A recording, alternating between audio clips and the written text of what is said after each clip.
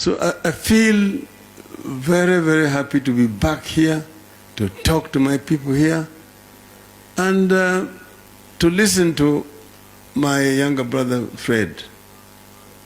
Fred is a very intelligent and very hardworking person. He was teaching at Egerton University, but he was also doing consultancy, and was actually coming to Parliament to run courses for members of Parliament. That's where we met for the first time. And he has continued to be very dedicated, even as a minister. And I know that President Uhuru Kenyatta has a lot of faith in Fred Matiang'I. Yeye ni mtu ambaye anajua kuchapa kazi, tena hana uoga.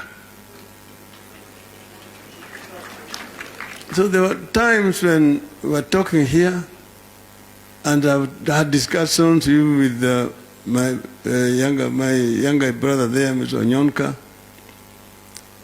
And mimi nilisema mimi najua mambo ya Matiang'I. We discussed with him how things should be. And at one time I said, I'm ready to support Fred Matiang'I. But when we later on did a review and look at how the forest was looking like, then he agreed. He told me, you should actually finish, go into this forest first.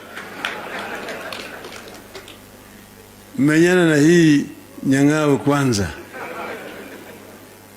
But we are together. Every step that we have taken after consultations.